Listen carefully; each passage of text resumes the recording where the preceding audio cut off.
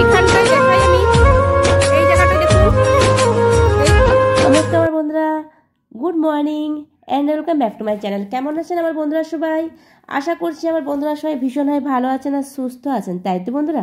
আজকে 12ই জানুয়ারি, আজকে ফ্রাইডে, আর এখন বাজে সকাল 10:30। তো আমি এখন থেকে চলে এসেছি আমি আমার বন্ধুদের সামনে একটা নতুন ব্লগ নিয়ে। ঠিক আছে বন্ধুরা, তো আমি এখন বাইরে আছি, বাইরে কাজ হচ্ছে। আমাদের এই বাগানে যে প্রচুর যে ঘাস জন্মে গেছে, তো এই ঘাসগুলো পরিষ্কার করা হচ্ছে। আর আমার পাড়ারই জেঠু সম্পর্কে হয়, আর হাজব্যান্ডকে দিয়েছে একটা কাজ, গিমা শাক বাছতে। আজ গিমা শাক রান্না হবে, গিমা শাক বাছতে দিয়েছি। আর আমার ঘরের মধ্যে কিছু কাজ আছে, আমাকে এখন ঘরের মধ্যে যেতে হবে। আমি কিছুক্ষণ পর আসছি আপনাদের সামনে। আজকে এত ঠান্ডা লাগছে, আমার তো গা থেকে এখনো চাদরই খুলতে ইচ্ছা নেই। অন্য সময় চাদর গায়ে দিলে আর কি গরম লাগে, আজকে কি ঠান্ডা, বাতাই দিচ্ছে, আজ খুব বাতাই দিচ্ছে। এখানে হাজব্যান্ড ব্রেকফাস্ট করছে পান্তা আর বেগুন পোড়া। বেগুন পোড়া নাই, পুরা বলেছি। তো যাই হোক, আমাদের গ্রামের বাংলা ভাষা পুরা। ঠিক আছে, কচি এখানে বই নিয়ে বসেছে, এও পান্তা বেগুন পুরা দিয়ে ব্রেকফাস্ট করে নিয়ে বই নিয়ে বসেছে। এই গাঁদা গাছটায় প্রচুর গাঁদা হয়েছে, বোতলটা সরাও। একটাও কিন্তু ফুল আমি তুলিনি, কারণটা কি, দেখতে ভালো লাগে সেই জন্য কিনে এনে পুজো করছি, কিন্তু ফুল আমি তুলিনি। আমিও তুলিনি। কেন তুলবি?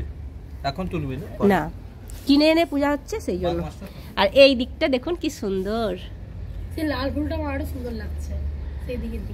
এটা হচ্ছে একদম বেবি পিঙ্ক।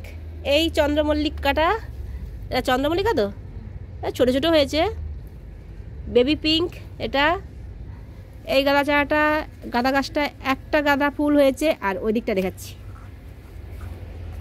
এই যে এই চন্দ্রমল্লিকাটা কি সুন্দর দেখুন, এটা একদম অরেঞ্জ কালার, অরেঞ্জ আর গোল্ডেন ইয়েলো মিক্সড আছে।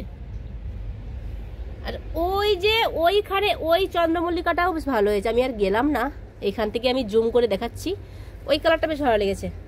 আর তার সাইডে একদম সাদা হয়েছে, সাদাটা ওই যে খুব সুন্দর হয়েছে। এই লাইনটা এই ফুলগুলো খুব ভালো হয়েছে। বন্ধুরা, আমি রান্নাঘরে চলে এসেছি, আর আপনাদের জন্য যে রেসিপিটা আজকে আমি নিয়ে এসেছি সিমের একটা রেসিপি আমি আপনাদেরকে দেখাবো আজকে। তো এই সিমের রেসিপিটা বানাতে কি কি লাগবে সেগুলো আমি আপনাদেরকে দেখিয়ে দিই।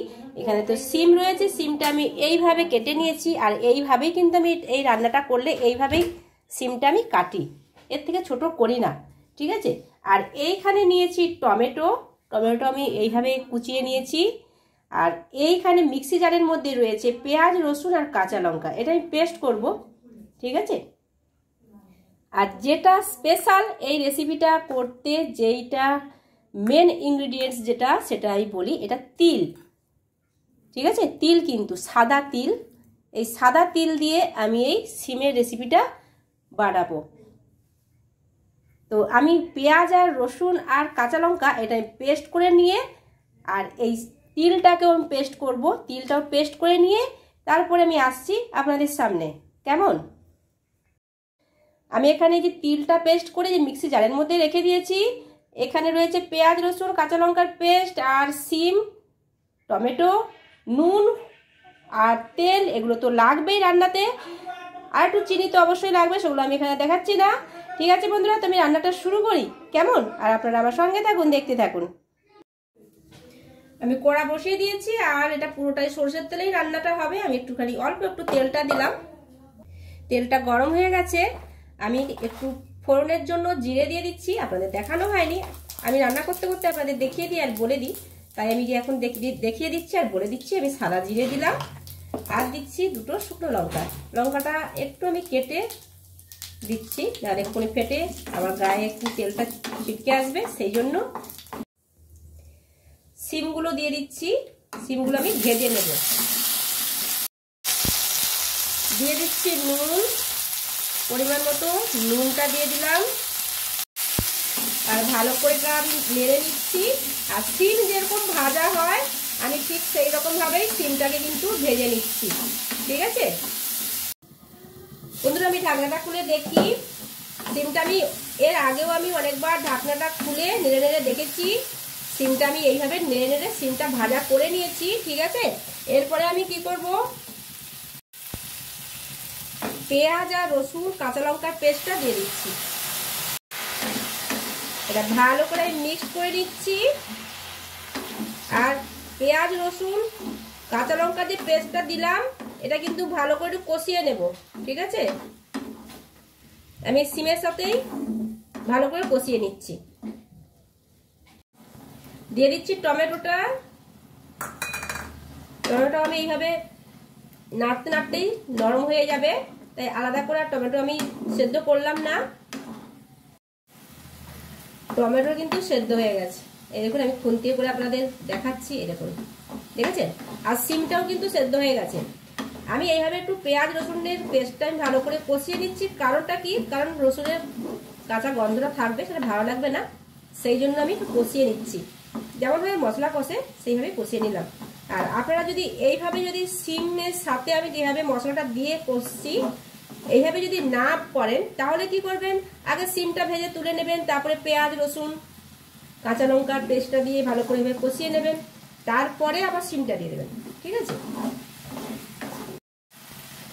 এই যে তিল বাটাটা আমি দিয়ে দিচ্ছি। ভালো করে আমি নেড়ে নিচ্ছি, আবার মিক্সড করে নিচ্ছি। আর আমি কিন্তু আর হলুদ দিইনি, আর হলুদ দেবও না, কারণ আমি রান্নাটা একটু সাদা সাদা টাইপেরই রান্নাটা করব।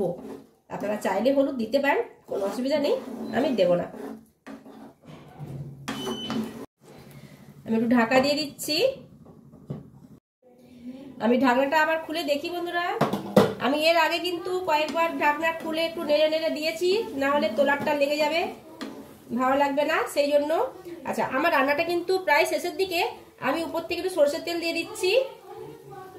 যেরকম ভাবে পোস্ত করে না, পোস্ত করলে তো কাঁচা সরষের তেল আপনারা তো দেন, আমিও কিন্তু এই তিল বাটাতেও কিন্তু কাঁচা সরষের তেল দিলাম।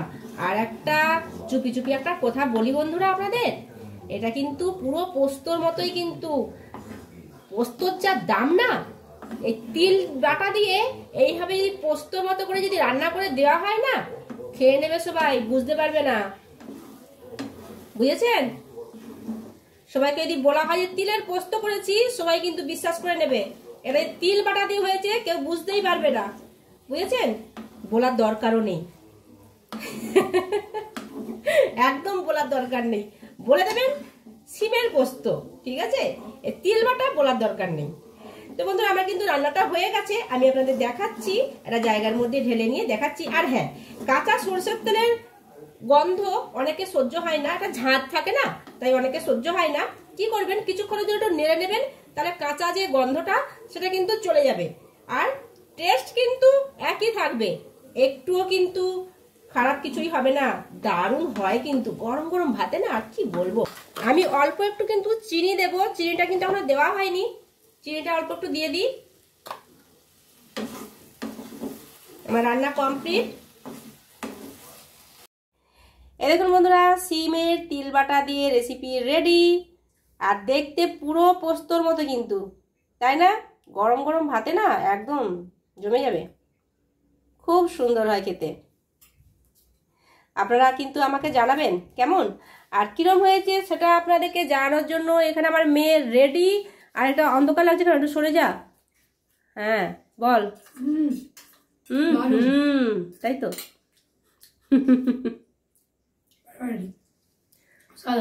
অসাধারণ না, সত্যি অসাধারণ, দারুণ হয়, দারুণ হয়। আপনারা বানিয়ে দেখবেন বন্ধুরা, তিল বাটা দিয়ে।